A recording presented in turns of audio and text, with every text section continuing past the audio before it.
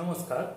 Novel corona virus বর্তমানে ভারতবর্ষে বেশ উদ্বেগজনক পরিস্থিতির সৃষ্টি করেছে এবং সেই জন্য ভারত সরকার 21 দিনের কমপ্লিট লকডাউনের ঘোষণা করেছে। এখন এই লকডাউন ভারতবর্ষের ক্ষেত্রে কতটা জরুরি এই সম্পর্কে আমরা এই ভিডিওতে একটু জেনে নেব। তো চলুন দেরি না করে করোনা ভাইরাসটা কি সেইটা সম্পর্কে জানতে হলে একটা আমাদের সেপারেট ভিডিও রয়েছে, সেটা দেখার জন্য ওপরে প্লিজ দেখুন। তো এখানে এই ভিডিওতে আমরা দেখতে পাচ্ছি কিভাবে সংক্রমণটা ছড়িয়ে পড়েছে সারা পৃথিবীতে। এই গ্রাফ বা লেখচিত্রের মাধ্যমে তাকে রিপ্রেজেন্টেশন করা হয়েছে। এখানে আমরা দেখতে পাচ্ছি যে দুই ধরনের গ্রাফ আঁকা রয়েছে। একটা হচ্ছে প্রথম সংক্রমণটা খুব দ্রুত গতিতে ছড়িয়েছে এবং তারপরে খুব দ্রুত গতিতে সংক্রমণটা পড়েও গিয়েছে। আর দ্বিতীয় একটা গ্রাফ রয়েছে যেটা কিন্তু ধীরে ধীরে সংক্রমণটা ছড়িয়েছে এবং তারপরে কিন্তু ধীরে ধীরে এটা কমে গিয়েছে, অর্থাৎ এটা একটু বেশি সময় নিয়েছে কমে যেতে। এখন আমাদের কোনটা করা উচিত বা কেন করা উচিত বা লকডাউনের ফলে কি হবে সেইটা এই গ্রাফ থেকে আমরা একটু জেনে নেওয়ার চেষ্টা করব।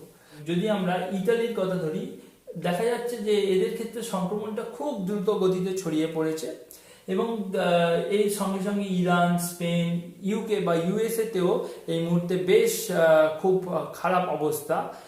তার কারণটা হচ্ছে এদের দেশে স্বাস্থ্য পরিকাঠামো পুরোপুরিভাবে ভেঙে পড়েছে ইতালি, ইরান এবং স্পেনের ক্ষেত্রে।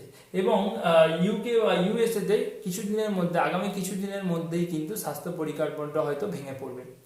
যদিও মনে রাখতে হবে এরা কিন্তু বিশ্বের একটা প্রথম সারির দেশ যাদের ক্ষেত্রে খুব ভালো চিকিৎসা পরিষেবা রয়েছে, তা সত্ত্বেও।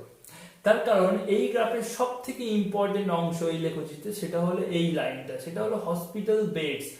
অর্থাৎ হসপিটালের যে বেড সংখ্যা সেটা কিন্তু লিমিটেড। তার কারণ আমরা জানি যে একটা নির্দিষ্ট সময়ে কোনো দেশের ক্ষেত্রেই এই রকম একটা মহামারীর জন্য হসপিটাল তৈরি করা থাকে না। তাই হসপিটালে একটা নির্দিষ্ট সংখ্যায় বেড রয়েছে এবং সেখানে কিন্তু সেই দেশের যত লোক অসুস্থ হন তার রেসপেক্টে একটা হসপিটাল থাকে।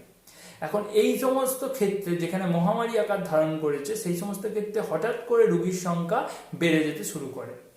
অর্থাৎ দেখতেই পাচ্ছেন যে কয়েক সপ্তাহের মধ্যে রোগীর সংখ্যা হু হু করে বেড়ে গেছে এবং তার ফলে একটা সময় পর হসপিটাল বেডে কিন্তু আর জায়গা নেই, যেটা কিন্তু চীনের ক্ষেত্রেও হয়েছিল। তো এই মুহূর্তে ইতালিতে একেবারে অবস্থা খুবই খারাপ, অর্থাৎ তারা হসপিটাল বেড থেকে প্রায় কয়েক যোজন দূরে অবস্থান করছে, অর্থাৎ এত রোগী এবং বেডের সংখ্যা প্রায় অর্ধেক। তো ফলে আমরা বেশি লোককে চিকিৎসা পরিষেবা দিতে পারবো না। তো এই রকম ক্ষেত্রে কিন্তু ডেথ ক্যাজুয়ালিটি বা মৃত্যুর সংখ্যা কিন্তু ভয়ঙ্করভাবে বেড়ে যায়।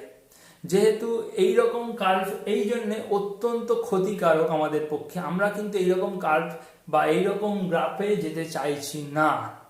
তার কারণ এইরকম গ্রাফে গেলে আমাদের মতো তৃতীয় বিশ্বের দেশে, যেখানে কিন্তু প্রচুর জনসংখ্যা রয়েছে এবং ইনফ্রাস্ট্রাকচারের অবস্থা অতটা ভালো নয়, সেখানে কিন্তু মৃত্যুর সংখ্যা কয়েক কোটি হতে পারে।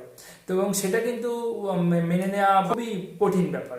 সেই জন্য আমরা দ্বিতীয় একটা পন্থা অবলম্বন করেছি।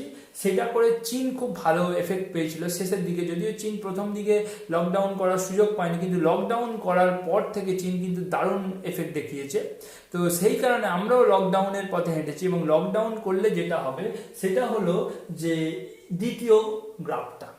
অর্থাৎ এখানে কি হচ্ছে না, আমি লকডাউন করলেই যে পুরোপুরিভাবে ভাইরাসটা সেরে যাবে এরকম ব্যাপার নয়, কিন্তু যেহেতু মানুষজনের সঙ্গে মেলামেশা কম করবে, সেহেতু যে জিনিসটা হবে, ভাইরাসটা যেহেতু কন্ট্যাক্টের মাধ্যমে ছড়াচ্ছে, একটা মানুষ থেকে আরেকটা মানুষের মধ্যে হাঁচি কাশির মাধ্যমে ছড়াচ্ছে, তাই যত মানুষের সঙ্গে মেলামেশা কম হবে তত ভাইরাসটা সংক্রমণের মাত্রা কিন্তু কমে যাবে।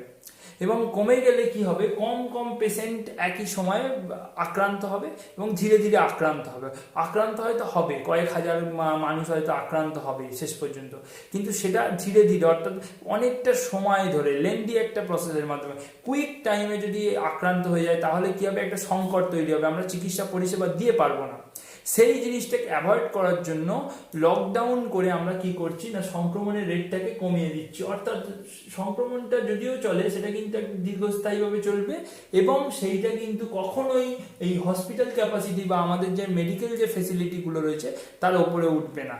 যার ফলে আমরা কিন্তু সিভিয়ার কেসের ক্ষেত্রে, অর্থাৎ যাদের ক্ষেত্রে সংক্রমণটা খুব কঠিন সংক্রমণ হবে, সেই সমস্ত মানুষজনের ক্ষেত্রে যদি হসপিটাল পরিষেবা না দেওয়া যায় তাহলে কিন্তু তাদেরকে বাঁচানো যাবে না, তাদেরকে লাইফ সাপোর্ট সিস্টেমে রাখতে হবে, অর্থাৎ তাদেরকে আইসিইউতে রাখতে হবে, তাদেরকে ভেন্টিলেশনে রাখতে হবে। সেই ক্ষেত্রে কিন্তু পরিষেবাটা দিতে পারবো। যদি সেকেন্ড গ্রাফ ধরে আমরা যাওয়া শুরু করি, যদি ফার্স্ট গ্রাফ ধরে যাই, তাহলে ইতালির মতো একটা উন্নত দেশেও কি হয়েছে আমরা দেখতে পেয়েছি, রাস্তায় মৃতদেহ লাইন দিতে হয়েছে। সেটা কিন্তু হয়েছে এই একটাই কারণে, ইতালি লকডাউন কখনোই করেনি। ইতালি চেয়েছিল যে একটা অন্য পদ্ধতিতে এইটাকে বন্ধ করা, সেটা নিয়ে আমরা একটা ভিডিও বানাচ্ছি, ওপরে ডেসক্রিপশনে পেয়ে যাবেন। তো এই ক্ষেত্রে কিন্তু আমরা এইটাকে করব না, আমরা ইতালি বা স্পেন বা ইরানের পথে হাঁটবো না। আমরা কিন্তু লকডাউন এই কারণেই করছি যাতে করে আমাদের একটা প্রচুর জনসংখ্যা রয়েছে, আমরা কিন্তু এইটাকে কখনোই অ্যাফোর্ড করতে পারবো না। আমাদের ক্ষেত্রে উচিত হবে যে লকডাউন করে, এখন ভারতের অবস্থা যেখানে রয়েছে সেটা হলো যে এমন একটা পজিশনে, সেখান থেকে যদি আমরা লকডাউন সঠিকভাবে করতে পারি তাহলে কিন্তু সেই দ্বিতীয় যে গ্রাফ রয়েছে সেইটা ধরে চলবে এবং একটা সময় পর সংক্রমণ কিন্তু কমে যাবে। যদিও এইটা একটু সময় লাগবে, সেই কারণে 21 দিনের একটা বিরাট বড় লকডাউন করা হয়েছে, প্রয়োজনে এটা আরো বাড়ানো হবে।